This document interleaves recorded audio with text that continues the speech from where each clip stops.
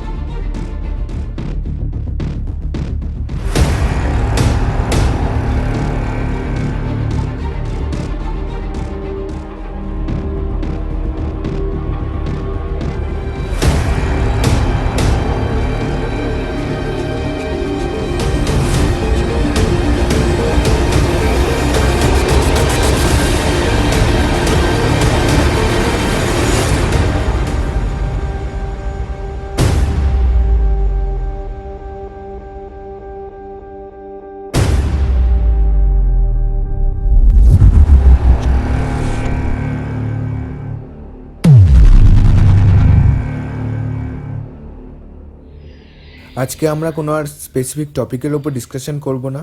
আজকে আমাদের topic of discussion is about a number 9।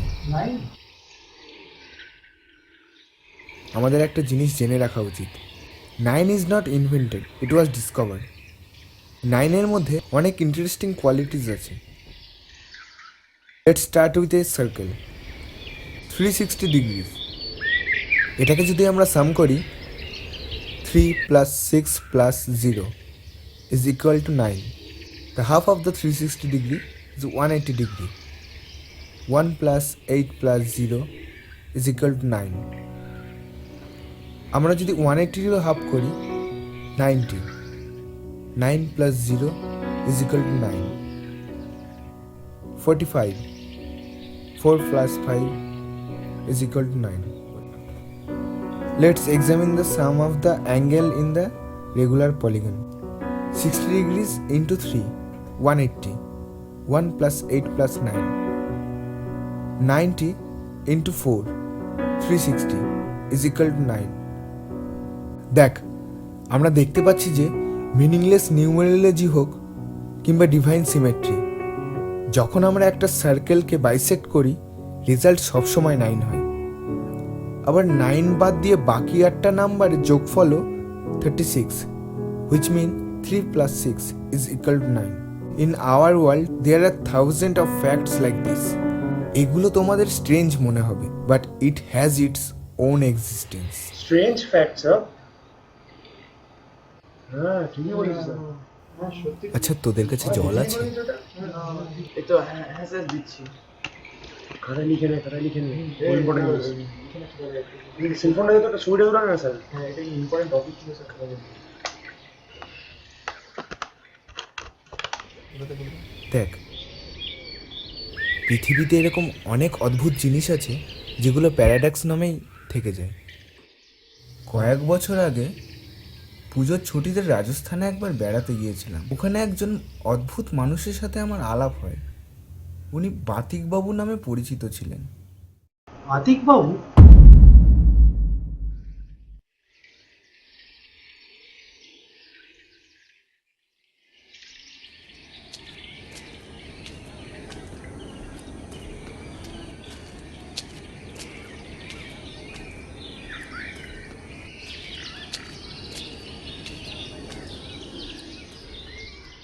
রাজস্থানের গোধূলি মনোরম। সবচেয়ে নিরিবিলি রাস্তা দিয়ে হাঁটতে হাঁটতে গিয়ে হঠাৎ দেখি 50 দূরে একটা মোড়ের মাথায় এক ভদ্রলোক লাঠির উপর ভর করে সামনের দিকে ঝুঁকে পড়ে ভারী মনোযোগ দিয়ে কী যেন দেখছেন। দৃশ্যটা তেমন কিছু অস্বাভাবিক বলে মনে হলো না। ও মশাই, কিছু হারালেন নাকি? কিছু খুঁজছেন?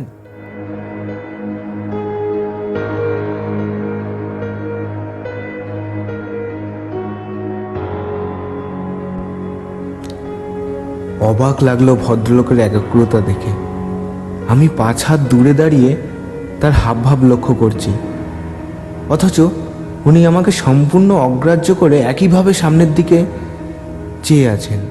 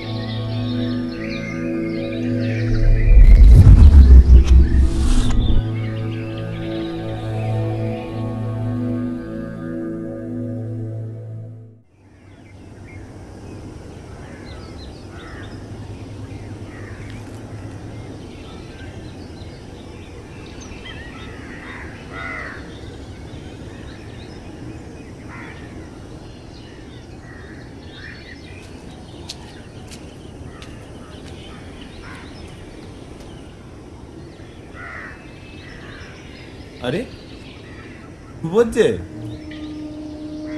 ভৌমিকদা না? আমি তো ভাবতেই পারিনি তোমাকে এখানে দেখব। তো রাজস্থানে কি মনে করে? এই পুজোর ছুটিতে আসলাম, আর ছুটিতে ভাবলাম রাজস্থানটা একবার ঘুরে। তো তুমি এখানে? আমি থাকি এখানে, সামনেই আমার বাড়ি। ডাক্তার ভৌমিক আমাদের স্কুলের সিনিয়র ছিলেন। আমার সাথে বেশ ভালোই পরিচিতি ছিল। প্রবাসী বাঙালি, আমাকে পেয়ে বেশ খুশিই হলেন। আমাকে বিকেলে তার বাড়িতে চায়ের নেমন্তন্ন করলেন। আমিও বিদেশ বিভূতিতে একজন চেনা মুখ দেখে আশ্বাস পেলাম, আর সেই অদ্ভুত ব্যাপারটা আমি খুলে বললাম। চেহারার হাবভাব দেখে তো বাতিকবাবুই মনে হচ্ছে। বাতিকবাবু? Sad case. আসল নামটা ঠিক মনে নেই, তবে পদবী মুখার্জি। এই বছর 5 হলো রাজস্থানে এসেছেন। শুনেছি ব্রিলিয়ান্ট ছাত্র ছিলেন, জার্মান ইউনিভার্সিটির ডিগ্রি আছে। চাকরি বাকরি ছেড়ে চলে এসেছেন। পৈতৃক সম্পত্তি কিছু আছে বোধহয়। আপনার সাথে আলাপ আছে? গোড়ার দিকে একবার এসেছিলেন, হোঁচট খেয়ে পায়ে সেপটিক হওয়ার জোগাড়, সারিয়ে দিয়েছিলাম। তা বাতিকবাবু নামটা? সেটা ওনার এক অদ্ভুত শখের কারণে। অদ্ভুত শখ? শখটা কি? তুমি তো নিজের চোখে দেখলে, একটা বোতাম তুলে রাস্তা থেকে নিজের পকেটে পুরে নিল। এটাই ওর শখ বা হবি। তা উনি কি যে কোনো জিনিসই তুলে নেন? আমরা বলবো যে কোনো জিনিস, কিন্তু উনি ক্লেম করেন জিনিসগুলো অত্যন্ত প্রিসিয়াস। প্রত্যেকটির সাথে নাকি কোনো একটা গল্প জড়িয়ে আছে। কিন্তু উনি সেটা জানেন কি করে? डॉक्टर भूमिक, आपका पेशेंट आ गया है, आपको बुला रहे हैं। आप चलिए, मैं आता हूँ। উফ, পেশেন্ট দেখার সময় হয়ে গেছে। সেটা তুমি ওনাকেই জিজ্ঞেস করে নিও না। উনি ভিজিটার পেলে খুশিই হন। ওনার গল্পের স্টক প্রচুর। ওনার এক একটা জিনিস নিয়ে এক একটা গল্প, তো ওয়াইল্ড ননসেন্স বলাই বাহুল্য। উনি সেগুলো বলতে পারলে খুশি হন। অবশ্যই তুমি শুনে খুশি হবে কিনা সেটা আলাদা কথা। পরদিন ব্রেকফাস্ট করেই বেরিয়ে পড়লাম। সামোদ প্যালেসের কাছে বাতিকবাবুর বাড়িটা খুঁজে পেতে অসুবিধে হলো না, কারণ পাড়ার সকলেই ভদ্রলোককে চেনেন। 17 নম্বর বাড়িতে টোকা মাত্রই ভদ্রলোক বেরিয়ে এলেন এবং আশ্চর্য, আমাকে দেখেই চিনলেন। ও আসুন আসুন, ভেতরে আসুন।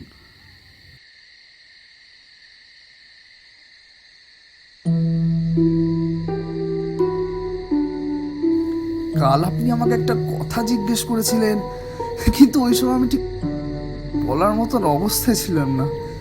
ওই সময় যদি কনসেন্ট্রেশনটা লুজ করতাম না, সর্বনাশ। বুঝলেন কি না? শুনেছি এইসব জিনিসের সাথে নাকি বিশেষ সম্পর্ক জড়িয়ে আছে। অবশ্যই আছে, আলবাত আছে। সে তো সব জিনিসের সাথেই থাকে। যেমন ধরুন না, আপনার ওই হাতের ঘড়িটা। ধৈর্য ধরুন, ধৈর্য ধরুন। আপনি আগে এখানে বসুন, বসুন এখানে, বসুন বসুন বসুন। বলছি, চা খাবেন নাকি? না না, ঠিক আছে। তাহলে শুনুন, ঘটনা জড়িয়ে থাকে অবশ্যই, তবে সব জিনিসের উপর সেই ঘটনা ছাপ থেকে যায় না। আবার কখনো কখনো এমন জিনিস মেলে যার মধ্যে সেই ঘটনার ছাপ থেকেই যায়। যেমন যেমন আপনি ওই বোতামটাই দেখুন না।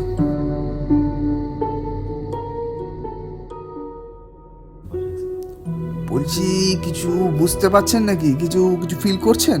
না, কিছু বোঝা যাচ্ছে না। এই বোতামটি এসছে একজন রাজস্থানী সরপঞ্চের কোর্ট থেকে। উনি উটের পিঠে চড়ে যাচ্ছিলেন, হঠাৎই তার হার্ট অ্যাটাক হয়। তৎক্ষণাৎ উটের পিঠ থেকে পড়ে যান এবং সেইখানেই তার মৃত্যু ঘটে। যেখানে তিনি উটের পিঠ থেকে পড়লেন, সেই জায়গাটি থেকেই আমি ওই বোতামটি পাই। আশেপাশে প্রচুর লোক ছিল, অনেক চেষ্টা করল, কিন্তু শেষ পর্যন্ত তাকে আর বাঁচানো যায়নি।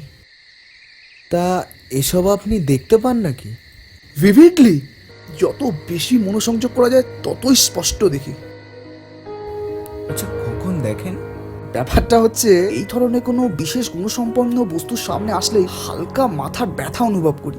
আস্তে আস্তে চোখের সামনেটা ঝাপসা হয়ে যায়, মাথার যন্ত্রণা অনুভব হয়, মনে হয় উল্টে পড়ে যাব, কারোর হেল্প লাগবে।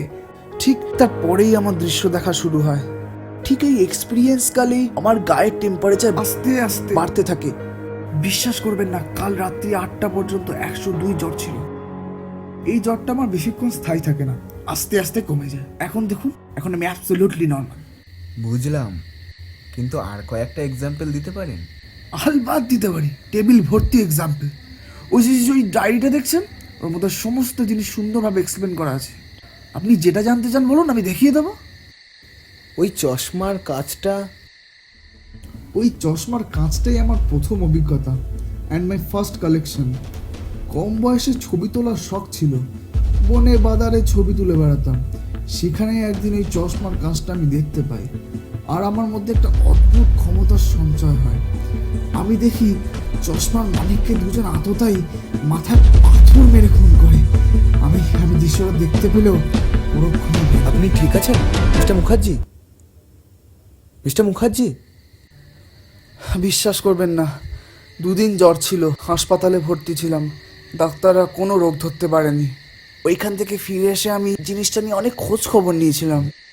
শুনেছিলাম ঘটনাটা সত্যিই ঘটেছিল, এবং ঠিক ওই জায়গাটা থেকেই আমি চশমাটা পাই। আর এসব আপনি তখন থেকেই শুরু করেছেন? তারপর বেশ কয়েক বছর আমি তেমন কোনো অভিজ্ঞতার সম্মুখীন হইনি। তারপর আমিও চলে যাই পড়াতে, পড়ানো শুরু করে দিয়ে মন দিয়ে। তারপর আমি কিছুদিনের ছুটি পাই। ছুটিতে আমি ওল্টারে আসি। ওল্টারে এসে যখন আমি এই সমুদ্র সৈকতে ঘুরে বেড়াচ্ছিলাম, সেইখানেই আমি আমার দ্বিতীয় অভিজ্ঞতার সম্মুখীন হই। সমুদ্র সৈকতে যখন আমি ঘুরছি, তখন পাথরের পাশে ওই যে দেখছেন ইনহেলারটা, ওই ইনহেলারটা ওইখানেই রাখা ছিল। ইনহেলারটা ছিল একজন, কি বলবো, মাদ্রাসী ভদ্রলোকের। তিনি ওই ইনহেলারটা পাথরের পাশে রেখে সমুদ্রে গেছিলেন স্নান করতে, কিন্তু দুর্ভাগ্যবশত তার পায়ে ঠিক এইখানে ক্র্যাম্প ধরে যায়। তিনি সেখানে সঙ্গে সঙ্গে ডুবতে শুরু করেন। বাঁচাও বাঁচাও বলে অনেক চিৎকার করেন, শেষ পর্যন্ত তাকে আর বাঁচানো যায়নি। আমি কিন্তু এটা বাজে কথা বলছি না, আমি অনেক খোঁজ খবর নিয়েছি। খোঁজ খবর নিয়ে আমি জানতে পারি যে ওই মাদ্রাসী ভদ্রলোক ছিলেন, ওনার নাম শিবরামন, তার বাড়ি ছিল কোয়েম্বাটুর। আচ্ছা, এবার আপনি আমাকে একটা কথা বলুন তো, এরকম কালেকশনের কথা কোনোদিন শুনেছেন? না, সেরকম অভিজ্ঞতার কথা তো শুনিনি। আমার কতগুলো কালেকশন আছে জানেন? কতগুলো? 172টা। এই জিনিসগুলো দেখছেন, আমার সারা জীবনের সংগ্রহ।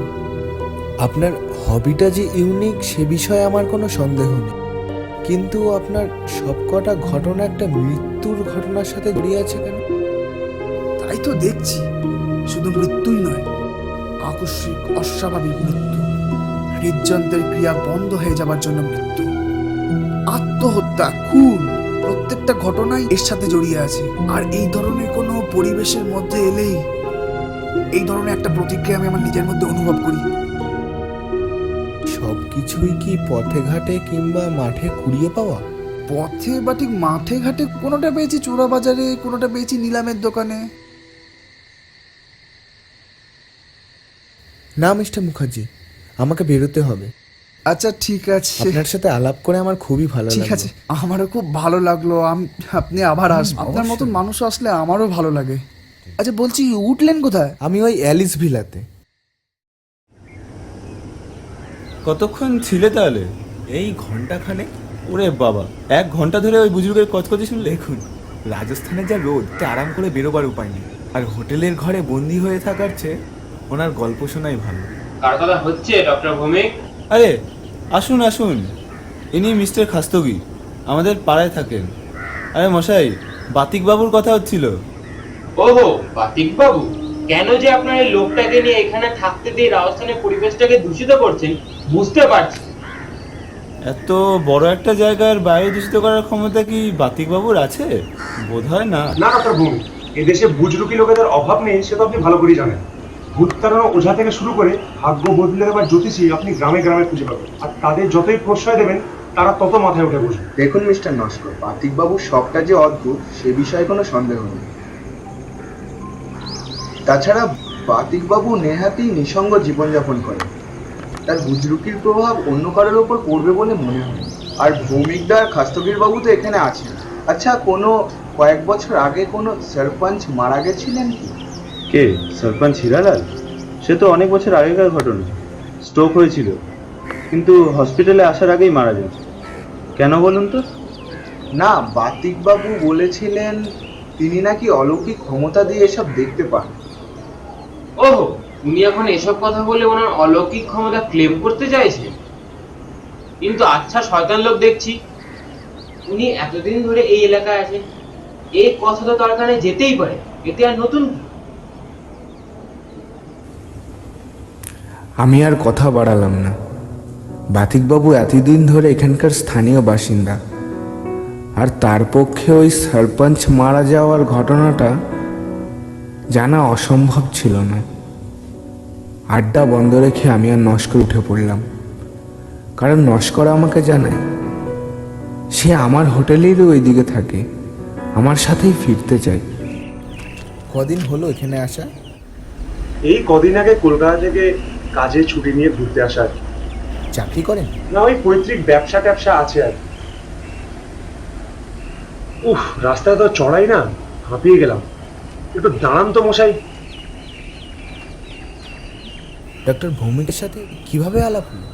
আলাপ বলতে সেরকম কিছু না, ওয়েদার চেঞ্জের কারণে শরীরটা একটু খারাপ হয়ে গেছিল আর কি। ডক্টরের খোঁজ করতে গিয়ে ভৌমিক বাবুর সাথে দেখা, এই আর কি। কিন্তু ডক্টর ভৌমিকের সাথে আপনার আলাপ কি করে হলো? আমি বালিগঞ্জের ছেলে, এখানেই পুজোর ছুটিতে ঘুরতে আসা আর কি। ডক্টর ভৌমিক আমার স্কুলের সিনিয়র ছিলেন, সেই হিসাবেই পরিচয় আর কি। জায়গাটা খুব সুন্দর, তাই না? হ্যাঁ, সুন্দরী বলা যেতে পারে, অপূর্ব। দেখুন ময়ূরটা দেখুন।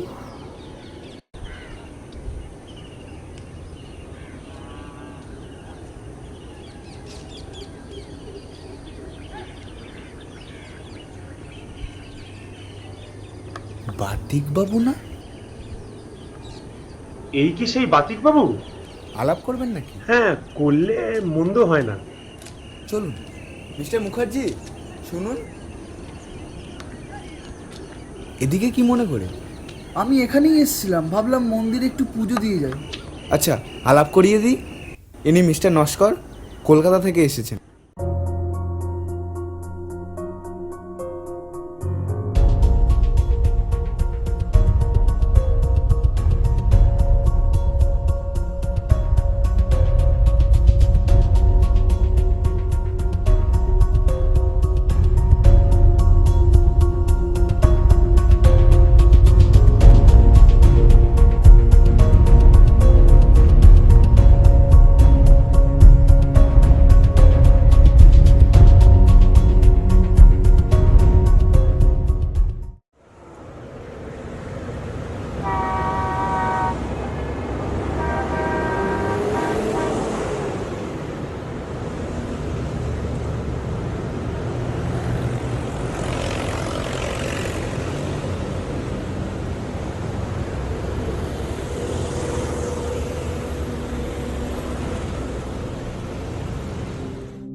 সেদিন রাত 9টার সময় আমি খাওয়া শেষ করে আমার গোয়েন্দা উপন্যাসটা নিয়ে পড়ছি।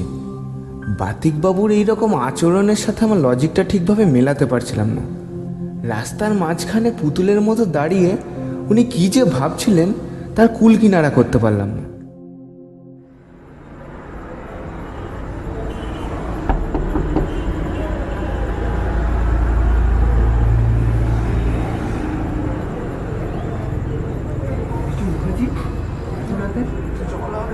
হ্যাঁ হ্যাঁ আসুন।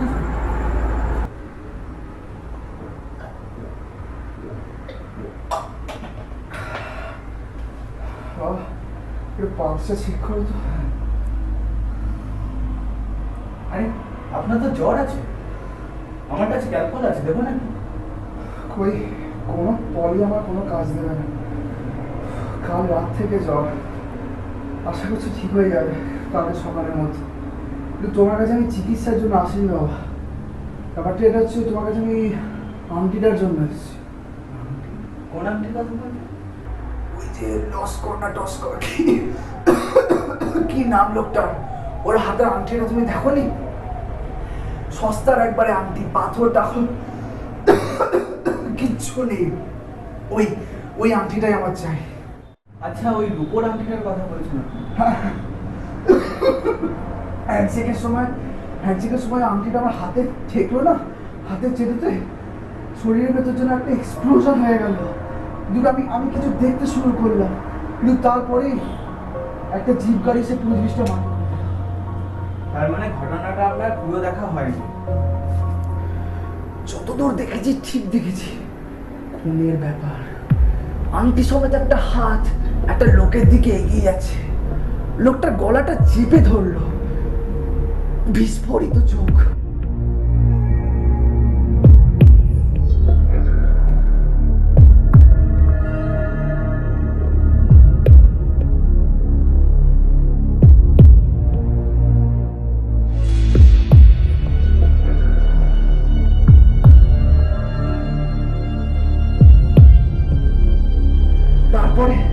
তারপর আমার কিছু মনে নেই, ওই আংটিটা আমার চাই।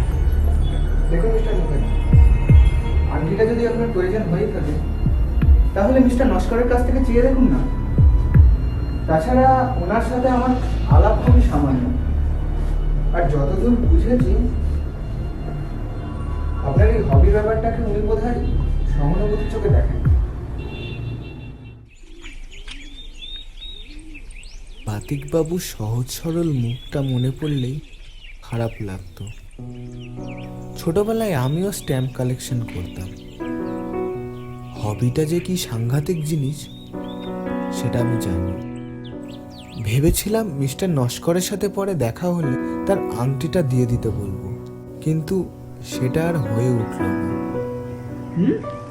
না। হলো না কেন? কারণ পরদিন সকালে এমন একটা ঘটনা ঘটে গেল যেটা আমাকে অস্থির করে দিল। পরদিন সকালে খবরের কাগজে দেখলাম কলকাতায় একজন আততায়ী এক বিজনেসম্যানকে মেরে এখানে এসে নাকি গা ঢাকা দিয়েছে। পুলিশ সূত্রের খবর, আসল নামটা জানা যায়নি, তবে এখানে এসে নাকি মিস্টার নস্কর নামে পরিচয় দিয়েছে। নস্কর মানে যার হাতে আংটিটা ছিল? আমি বেশ বুঝতে পারছিলাম, আমার নাড়ি চঞ্চল হয়ে উঠেছে। আসলে নস্কর ক্রিমিনাল বলে নয়, বাতিকবাবুর ওই আংটিটা পাওয়ার কথা ভেবে। খুনির হাতের আংটি। তাহলে কি বাতিকবাবুর অলৌকিক ক্ষমতা আছে? নস্কর সেদিন থেকেই নিখোঁজ ছিল। দুদিনের মধ্যে অদ্ভুতভাবে তার মৃতদেহ শনাক্ত করা হয় পাহাড়ের খাদ থেকে। পুলিশের ধারণা আত্মহত্যা অথবা মস্তিষ্ক বিকৃতির মতো একাধিক কারণ থাকতে পারে এই মৃত্যুর পেছনে। ঘটনাটা আমি বাতিকবাবুকে বলার জন্য অস্থির হয়ে উঠলাম, তাই আর দেরি না করে বেরিয়ে পড়লাম তার বাড়ির উদ্দেশ্যে।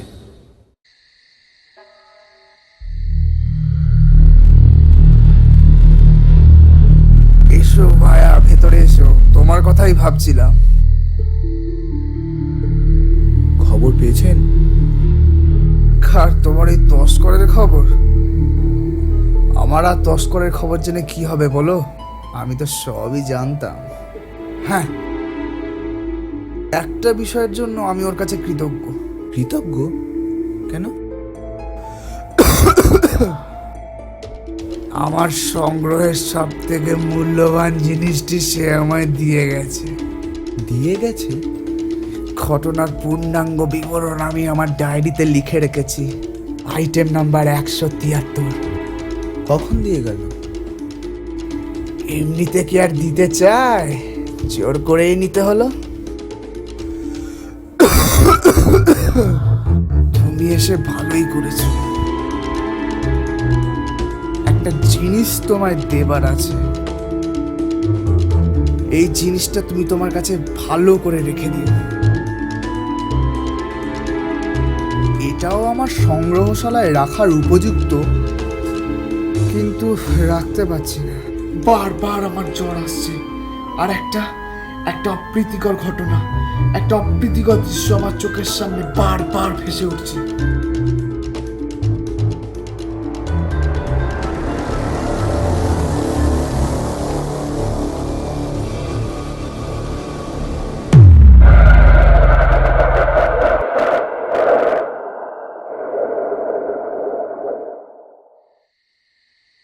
আচ্ছা, তার মানে কি বাতিক বাবুই? এখন আর তার মানে নয়, অনেক দেরি হয়ে গেছে। তোরা বাড়ি যাবি এখন, আর পরের দিন ঠিকঠাক যেন পড়া হয়।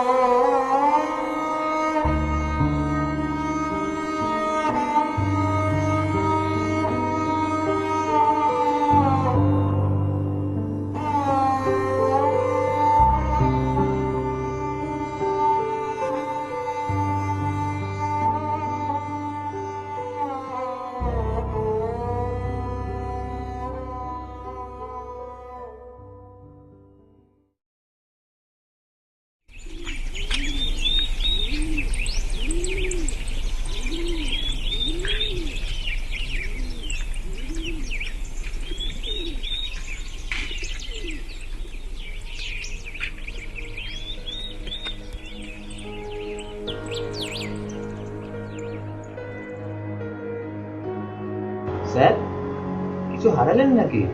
কিছু খুঁজছেন?